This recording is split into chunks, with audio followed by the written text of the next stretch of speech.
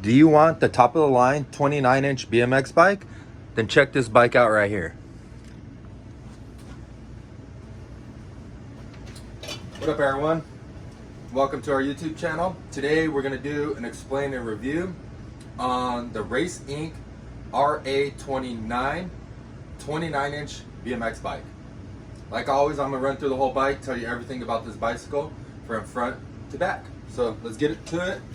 We've been running the videos a little bit different, trying to zoom in and show you the bikes up close and personal. So I'm gonna pull this off the tripod. And yeah, this bike looks beautiful. It comes in this red and blue at the moment. The other colors are all sold out. So if you want this year's model, this is the color. I don't know when the new ones are coming out, but they should be spec similar to this. So stay tuned for those colorways and keep checking back on here because we will have those. So coming up to the grips, they got a pretty basic diamond shaped grip right here. But let's go down the brakes. The brakes are a box 3 brake lever. These things work wonderful. They're full aluminum. They have a barrel adjuster. They also have a set pin right here so that you can set the lever to wherever you want.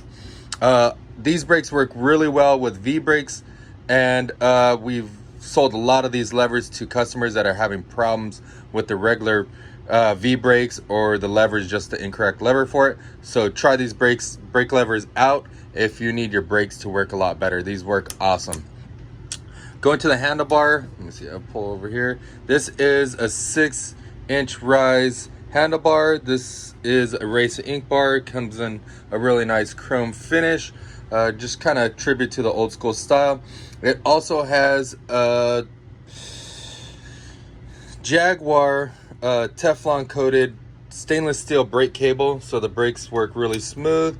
Going to the stem, it has a 55mm reach Race Inc alloy stem.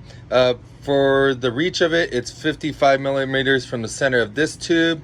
Let me see if I get center of this tube to the center of this bolt here, or the forks. So it's 55mm reach. So that's the reach. If you need to know the reach, it's got a nice aluminum Race Inc cap. Going down to the headset, it's got a really nice aluminum press fit headset. These are sealed bearings. It looks really amazing on this bike. Going down to the Race Inc 29-inch forks, it has the 4 holes right here to reduce the weight, and it's got its tapered leg right here to kind of just look cool and also lose a little bit of weight. This fork comes with a 10mm to a 20mm adapter on here. If you want to know how to install those and how those work, check out the other video up there. We have another set of forks on there. You could check that out and it explains it a little bit more. The front hub is a sealed high flange 36-hole hub. It has stainless steel spokes, brass nipples. These are 14mm long spoke nipples. It's got a double wall alloy rim, anodized blue. We have these tires here. These aren't the tires that are posted on their website, but I'll tell you a little bit more about those. These things are super grippy and stuff like that. Yeah, they changed a couple things out, so I'll show you those. So some things they kind of changed around, and then they added something that's kind of cool. So I'll show you that in a few. Going to the frame, we're gonna skip this. We'll save this to the end and tell you a little bit more about it. Going to the seat, this seat is an old school style seat. If you're not too sure about this seat, it is actually padded. Check it out. It looks, from all the photos and stuff like that, it's like a hard plastic or something like that. But no, this definitely looks really comfortable. In the center, it's got a lot of foam in there, so I think you'll be pleased.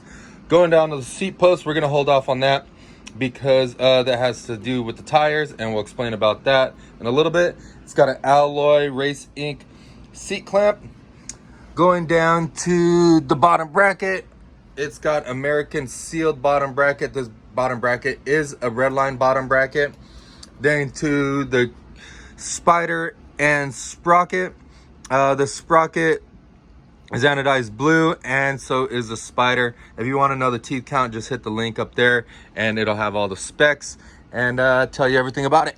The crank arms are 175 crank arm by Redline. These are the flight cranks. These things are pretty dope. A lot of people buy these aftermarket. These come stock on this bike.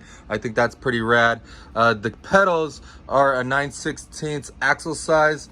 with a retro style caged pedal, kind of like the bear trap pedals or the bear claw pedals, whatever you want to call them. Going to the chain, it's got the box 2 chain on here. This thing is tapered, so the inside plates are tapered, the outside plates are super thick and tall. If you're worried about breaking chains, this chain will definitely hold up. So I don't think you'd have to stress about breaking a chain unless you let your neighbor work on it. Then you might have some problems with the chain just from not being installed correctly.